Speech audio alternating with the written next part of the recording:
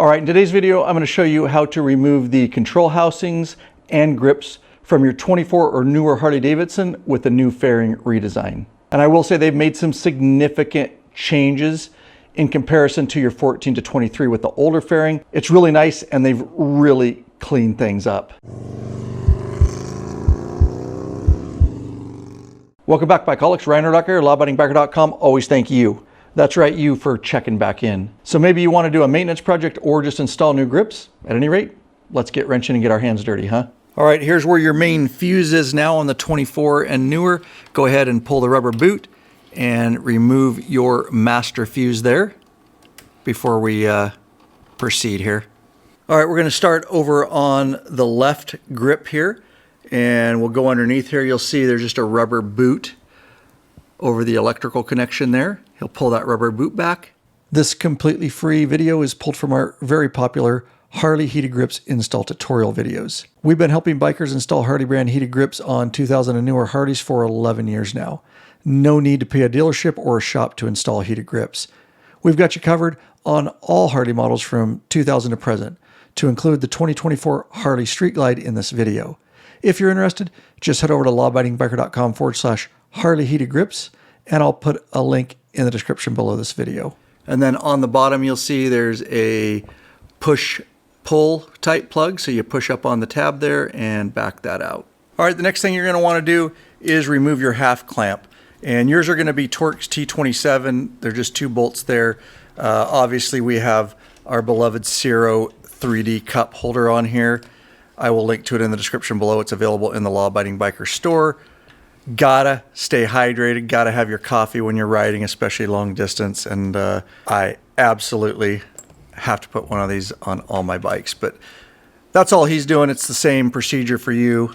Get the 2 bolts out and support things. That front clamp is going to come off after we get this cup holder off. And so that's how yours will look. Of course, you'll have the 2 Torx T27 bolts to back out there. All right, with those 2 bolts out of the half clamp, the whole back kind of separates now with the clutch lever and mechanism there. That's our biker bobble girl. She's available in the Law Abiding Biker store too.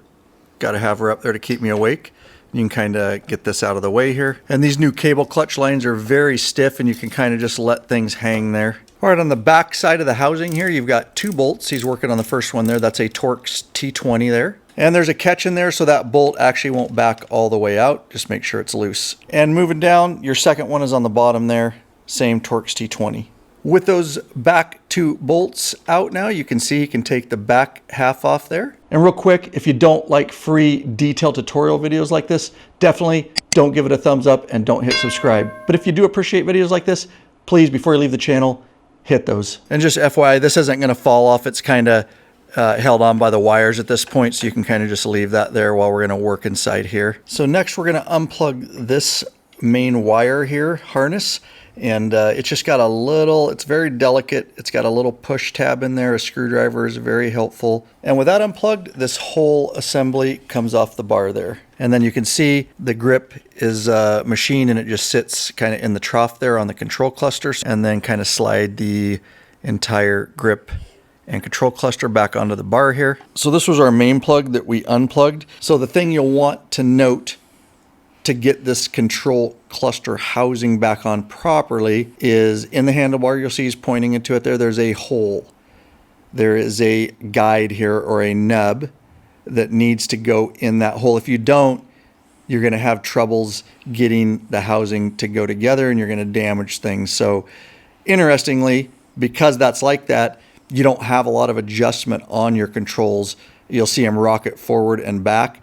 We used to be able to rock that back and forward depending on where you wanted your controls. It isn't, the hole's a little bit bigger than the nub, so you have a little bit, but not much. So just make sure you get that lined up. So he's gonna go on with the housing now, and he's trying to line up that nub in the hole. It can be a little bit difficult, and if you don't have it right away, you can move that whole grip. You know, see he's pulling back, moving in, and twist, and you'll feel it kind of when it pops in the hole, but he's just looking for it there, and he felt it there. And so now you'll know you're in it because you can't rock it any further, so it's definitely caught in the hole now. All right, and just remember Torx T20 on the back side here on the top, and he'll move on down to the bottom one there. And he's just getting these fingers started for now. And once you get those fingers started, you can just go ahead and snug them down. Do not over tighten these, just a little snug, that's plenty right there. And just worth noting when you're putting your housing back on, of course you've got wires. This is your clutch sensor wire that we unplugged originally. That's gonna go back into the clutch, but you'll see the main wires are, you gotta make sure that you're not pinching them in the housing. The housing should go together really easy.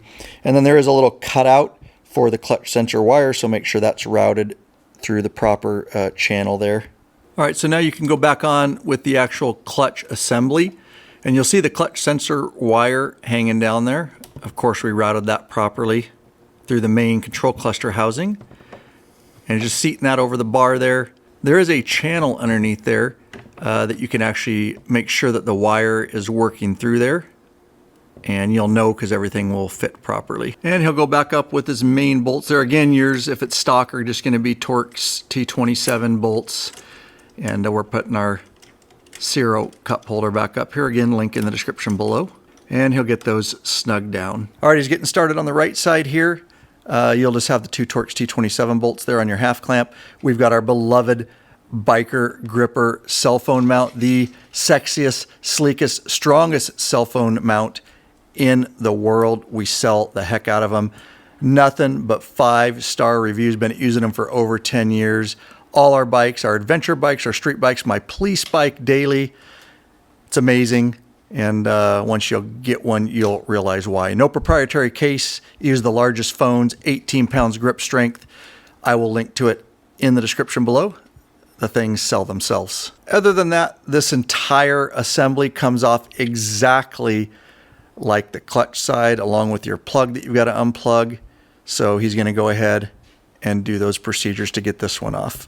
Some very minor differences on the throttle side. You'll see this main wire, that's your brake side wire there. And then that just comes out there, and flip it up over. And then you've got that kind of clamp there. So just wanted to show you that. Same exact here, you've got your main plug. There is one additional plug right down there that we're gonna have to remove. And it's got just a little push tab there with a screwdriver, and that will pull out, allowing you to remove this assembly. But I just wanted to show you the minor differences there. All right, guys, real quick, and we'll get right back into your video. A lot of man hours, effort, and of course finances go into keeping this YouTube channel going strong. There is a way you can support us by becoming a patron member, link in the description below.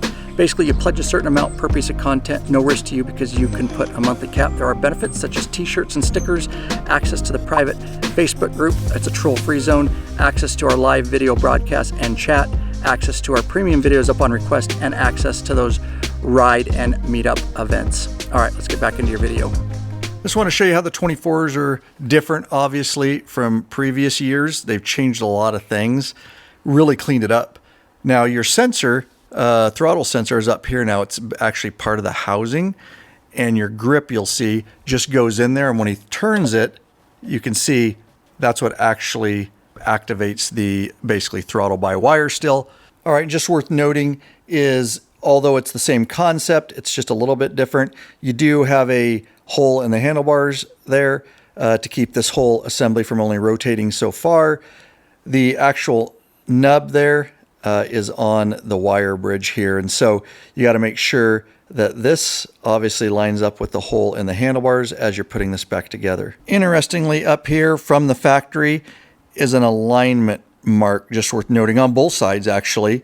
And so to help you align the wire bridge and the nub, you can kind of get the housing lined up with that line, and that should be helpful, and get it lined up. And don't forget your brake sensor wire is going to come out the side there. And there is plenty of room down here. Just make sure you're not pinching anything. And it goes back together the rest of the way just like we took it off.